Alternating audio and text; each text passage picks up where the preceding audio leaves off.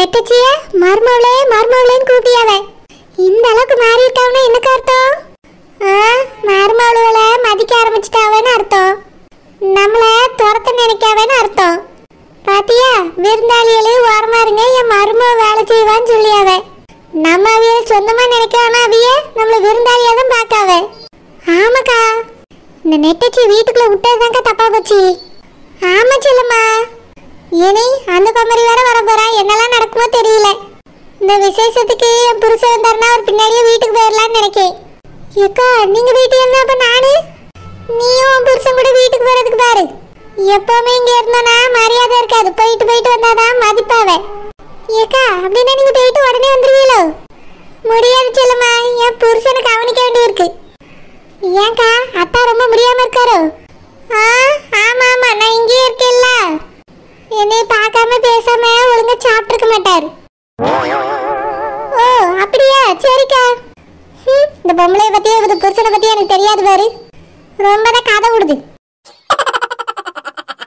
என்னத்தே கூப்பிட்டீங்களோ? இவ்வளவு நேரம் என்ன பண்ணிட்டு இருந்தா மாதிரி? ஏத்தே கட்டிலு கீழே குனிஞ்சி பெருக்கிட்டு இருந்தே தேய். கட்டிலு ரொம்ப சின்னதா இருக்கா, அதுல குனிஞ்சிட்டாச்சுன்னா வெளியே வரக்கு ரொம்ப கஷ்டமா இருக்கு தேய். அதான் வரக்கு கொஞ்சம் லேட்டா விட்டு. போஸ்ட் வயரத்துக்கு வந்தா கஷ்டமா தான் இருக்கு, கொஞ்சம் கம்மியா வரணும். சரி தே, உங்க வயிறு வரக்கு நான் என்ன பண்ணணும்? இதுக்கு மேலலாம் ஒண்ணும் செய்ய முடியாது, காலவே நறுக்கணும். ஐயோ வேண்டாத்தே, என்னால் நடக்க முடியாது. நான் இதே உயரத்துல இருந்தேன். இங்க பாரு குமரி, ரூம் சுத்தம் பண்ணா மட்டும் போதாது, வீடு முழுக்க போய் சுத்தம் பண்ணு. குறிப்பா சரோஜா ரூம் நல்லா சுத்தம் பண்ணணும், அங்க குழந்தை வரப்போகுது. ஏத்தே நான் ரூமை மாத்திட்டு போனோங்கிறீங்களோ? ஆமா குமரி, இந்த உலகத்திலே நீ மட்டும் தான் குழந்தை. பேர் வச்சிருக்காங்க பாரு, பேரு குழந்தை குட்டி சாத்தானு. யாத்தே இப்படி பேசுறியா? குட்டிச்சாத்தான் யாரு? உங்க பேரா தேய்? ஏய் என்ன நக்கல் விடுறியோ? இல்ல சித்தி, எங்க அத்தை சொன்னவல்ல, அதான் குட்டிச்சாத்தாங்கிறது யார் பேருன்னு நான் கேட்டேன். அப்படின்னா உங்க பேரோ? குமரி, அவ பேர் என்னன்னு உனக்கு தெரியாதோ? சும்மா இப்படி வாய்க்கு வாய் இடிக்காம இரு, நான் சொல்றத மட்டும் செய். வீட்டை முழுசா சுத்தம் பண்ணணும், ஓட்ட அடிச்சு பெருக்கி தூத்த அள்ளிட்டு கழுவி விடணும். அன்னைக்கு மாதிரி சோப்பு தூள் அள்ளி போட்டு சோப்பு நூறு அள்ளி போட்டு கழுவிடாத, வெறுமே தண்ணியை மட்டும் ஊத்தி கழுவி விடு, சரியா? சரி தேய்.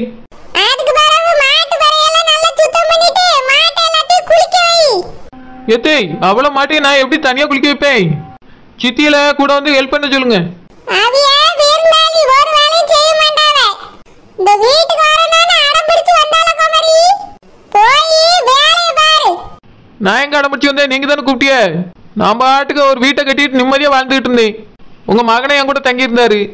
இதுக்கு மேல எனக்கு என்ன வேணும்? அந்த வீட்டுக்குள்ள வரைக்கும் என்ன அடம் பிடிக்க வேண்டியிருக்கு? அப்போ தெருவுக்கே போறியா? போ, நானே எல்லா வேலையும் பாத்துக்கிறேன்.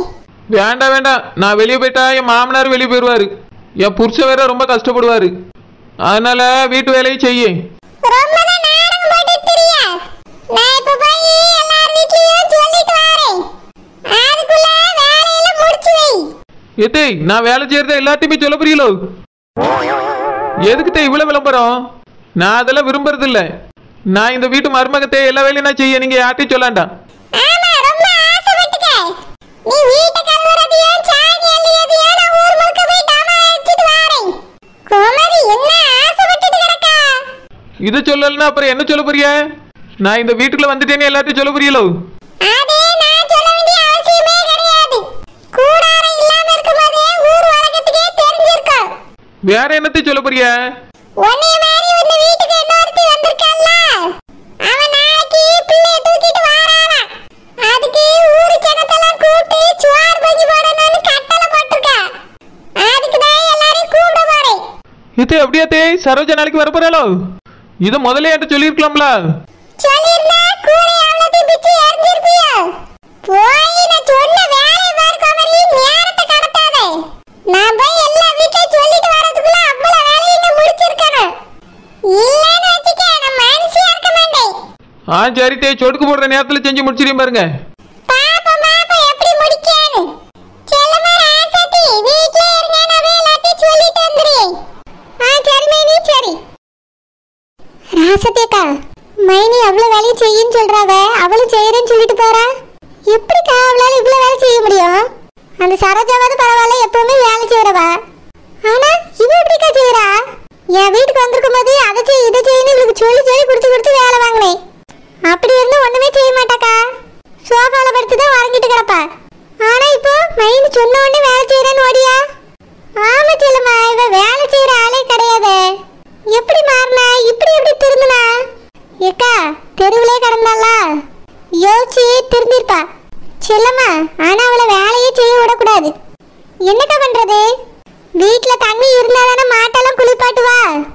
அவ வீட்டை சுத்தம் பண்றதுக்குள்ள நம்ம போய் தண்ணி எவ்வளோத்தையும் கவுத்து விட்டுருவோம். கேட்டா நம்ம 2 பேரும் குளிச்சு துணியை துவைச்சிட்டோம்னு சொல்லுவோம். சரிக்கா வாங்க. டேய் மாதவன், இந்த ஹோட்டல்ல ரூம் புக் பண்ண போறாங்க? ஆமா பிரவீன், எல்லாருக்கும் தனித்தனி ரூம் தான் போட போறாங்களாம். அப்படியாடா, அப்ப எனக்கு ஒரு ரூம் இவளுக்கு ஒரு ரூம் தனித்தனியா புக் பண்ணிடு. டேய் மாதவன், இந்த ஹோட்டல்ல ரூம் புக் பண்ண போறாங்க? ஆமா பிரவீன், எல்லாருக்கும் தனித்தனி ரூம் தான் போட போறாங்களாம். அப்படியாடா, அப்ப எனக்கு ஒரு ரூம் இவளுக்கு ஒரு ரூம் தனித்தனியா புக் பண்ணிட சொல்லு. ஐயோ பிரவீன், எதற்காக இப்படி காமெடி செய்கிறாய்? அவள் உன் மனைவிதானே, உன்னுடன் தானே தங்க வேண்டும். இல்ல பச்சைக்கிளி, தனித்தனி ரூம் சொன்ன உடனே தனித்தனியா ரூம் இருக்குமோன்னு நினைச்சிட்டேன். நினைப்பா உன் நினப்பெல்லாம் எதுக்கு இப்படி மட்டமா இருக்குன்னு தெரியல. இது மட்டமான எண்ணம் இல்லம்மா, உயர்ந்த எண்ணம். பெண்களுக்கு நான் சம உரிமை கொடுக்கறேம்மா. அதான் உனக்கு தனி ரூம் எனக்கு தனி ரூம்னு கேட்டேன். உங்க அப்பா அம்மா டூருக்கு போனா இப்படிதான் தனித்தனி ரூம் போட்டு கொடுப்பியோ?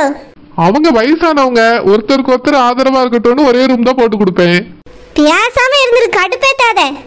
அப்படின்னா உனக்கு என் கூட தங்கணும் தான் ஆசையா இருக்கோ?